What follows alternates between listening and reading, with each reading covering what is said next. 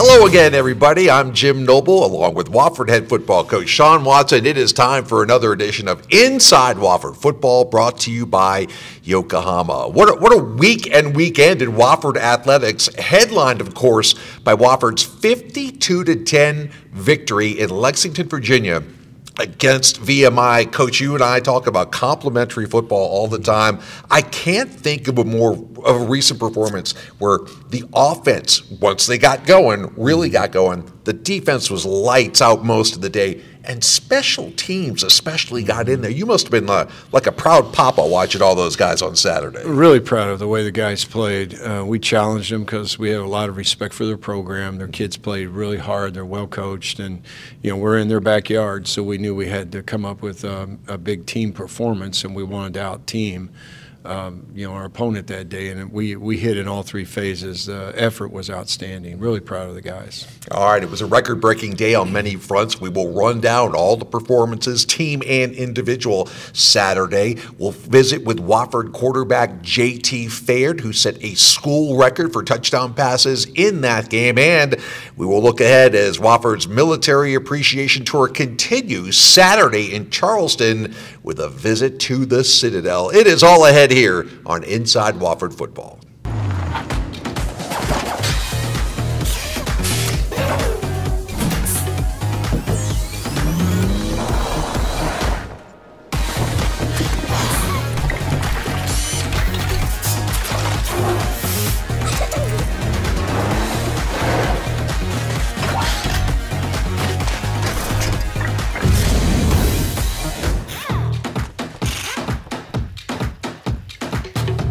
Welcome back. Saturday at Foster Stadium, Lexington, Virginia. VMI comes in as a dangerous team, despite only winning one game this season. When teams like that get off to a good start, they sort of feel it. They feel like they're in the game. And let's face it, VMI did that, hit a big play on their second play from scrimmage, got the lead on you. Were you worried at all first quarter, first half about how the game had started? They had our attention, simply because we have so much respect for what we always see on film.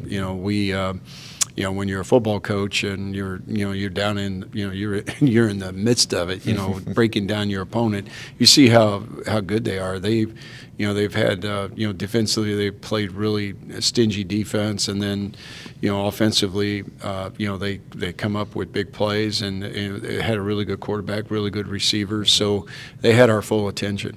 Yeah, they jump out to that 7-0 lead, and offensively we're a little bit stuck in the mud at the beginning. I know we had a little rash of penalties there, had a turnover in the first half, and just, the running game hadn't clicked into gear yet. What were you seeing offensively in the first half, and did you have a pretty high level of confidence that they could turn that around? I did, because we had some missed opportunities. We were shooting ourselves in the foot. You mentioned the penalties. I mean, we're driving the ball, and we really take ourselves out of a scoring opportunity.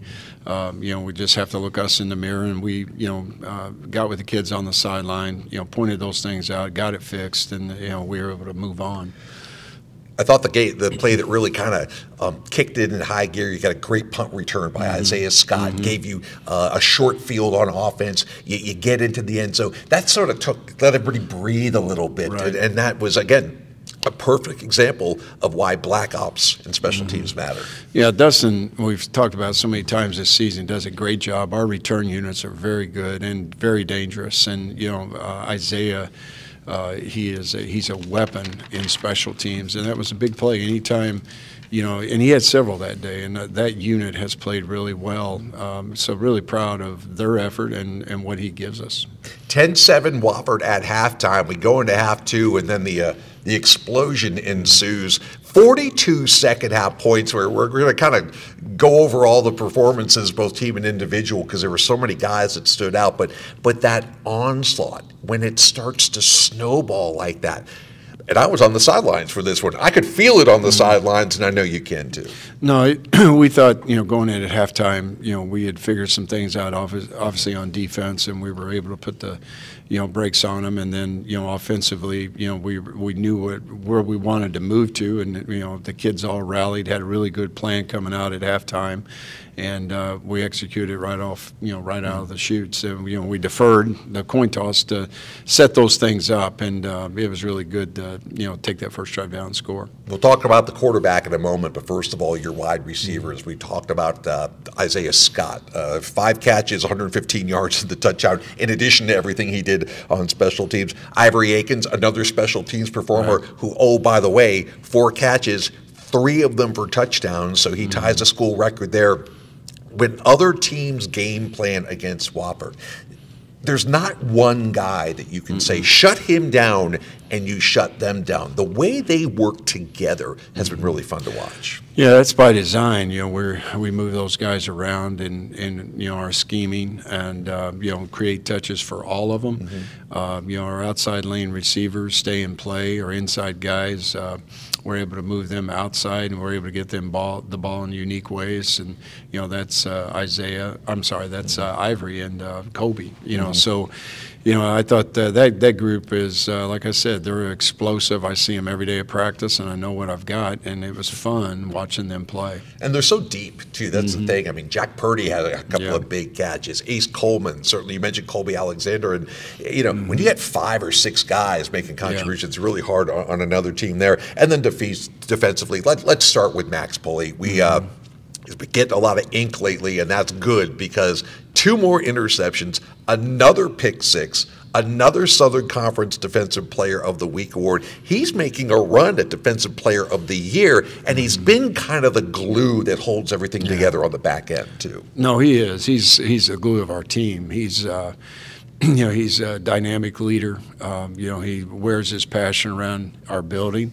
He has a high expectation of everybody, starting with himself first. He's a great person, and he's a great leader, and he's living his conviction. I mean, he's playing super football right now. And also, I mean, there's so many contributors. We don't want to leave anybody out, but a couple of guys who stood out to me. Wyatt Ward had that strip and fumble recovery. He was all over the field. Eli Campbell, maybe the quietest leading the team in tackles game you've ever seen, but he, of course, is solidified every there. And then we talked about the special teams, too. I mean, there are so many contributors, and you're going so deep now into the guys in the 2 deep, guys who aren't even on the 2 deep, coming off the bench, making a play. Is that infectious when guys see one guy doing it? They're thinking, I can do that too when my number is called? We preach that here. Next man up. Next, you don't know when your opportunity is going to come. And what's been the buy-in? I mean, the kids we've got a number of guys who are playing. We've got guys who actually are on our challenger field who give us a great look, who are our special teams mainstays. And they travel and they get it done. I mean, they are, it starts with the human being, outstanding human beings that love the sport, love the football, and, really into what we're doing. We've got a really good team vibe, and I love what's happening inside our football program. Yeah. Players, if I didn't mention your name, I apologize that we only have so many minutes, but there were so many contributors in this one. And then when you add up the team numbers, 52 points season high, 507 total yards. The defense only gives up 10 points and, nothing in the last, basically, just a field goal in the last 57 minutes.